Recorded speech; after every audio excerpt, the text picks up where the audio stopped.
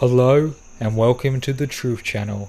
In today's video, we will be watching a clip that the Western media is trying to hide from the American public. In this video, we see Putin warning the public that something very bad is about to happen. Tell us what you think in the comments. I cannot help asking those who have caused this situation, do you realize now what you've done?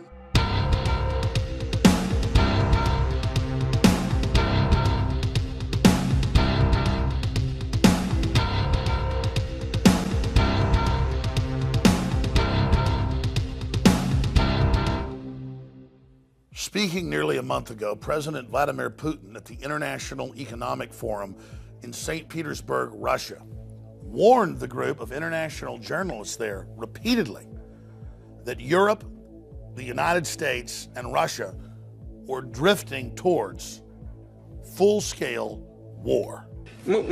We know year by year what's going to happen, and they know we know. It's only you that they tell these fables and you buy it and spread it to the citizens of your countries. Your people do not feel a sense of the impending danger. This is what worries me. How do you not understand that the world is being pulled in an irreversible direction? That is the problem. But they pretend like nothing's going on. I don't even know how to get through to you people anymore. And the big news is, a month later, almost a month later, after we first reported on it, in mid-June, there has been almost no Western coverage of it at all.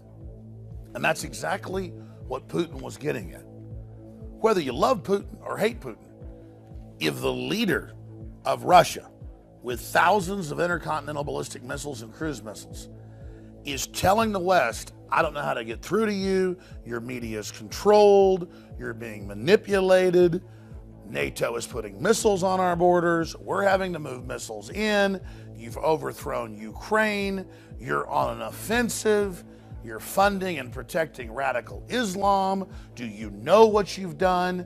Do you know what you've done, as he said at the UN, destabilizing the Middle East? Why are you doing this? Where are the sound minds across the political spectrum who should be stopping this?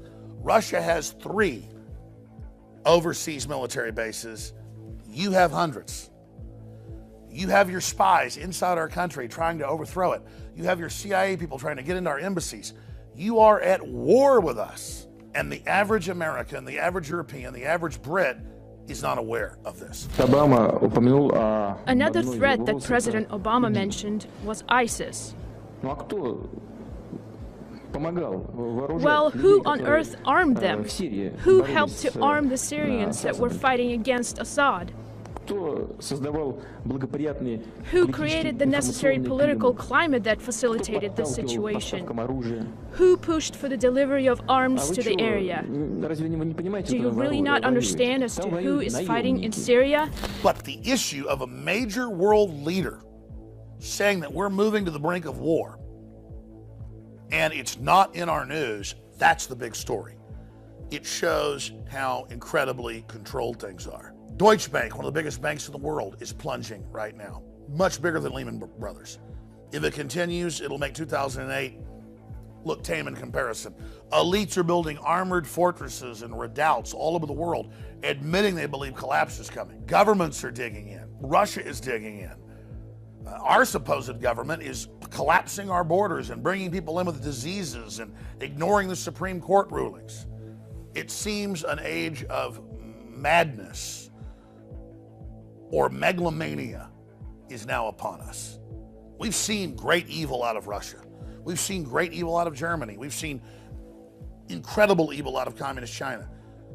But America has had its problems as well. And now we see Europe and the United States and the whole Anglo-American establishment filled with hubris and arrogance, just violating domestic laws, persecuting the press, leaking classified material and getting away with it.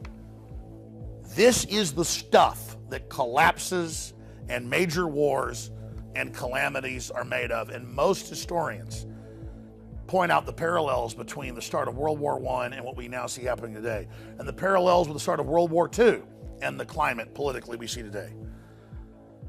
Even the Pentagon admits that we're probably witnessing one of the most unstable periods in human history right now. But Obama says we've got the best economy ever and the world's the most stable it's ever been. As they do everything they can to push us into crisis. And it's not just the Democrats. They have their establishment Republican cohorts that are working with them. I have never been more concerned about what's happening on the planet today.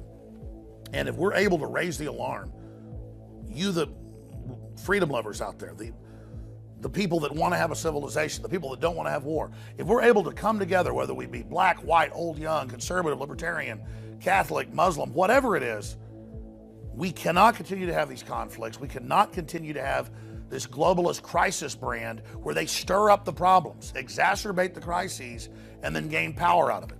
Because all the money in the world is going to be worthless if we have a major nuclear war. And that's what the Russian foreign minister and many others say we're going towards. And Putin is now begging with the press to trigger some type of debate and saying, I can't believe how none of this gets through to the people of the West. Please spread this video far and wide, and hopefully it will spur a debate that can cause some type of chain reaction that reverses our course, or at least changes our course from assured Armageddon. 20 years ago, I would interview people like Nigel Farage, the head of UKIP, when they had a couple members of the British Parliament and a couple members of the EU Parliament. Now it's the fastest growing party in Europe. They just had the British exit the Brexit successfully. Nationalism and anti-globalism is rising. I have seen the power of the people when we take action.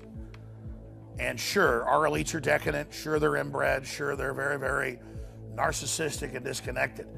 But they will pay attention when we, the people, force the issue.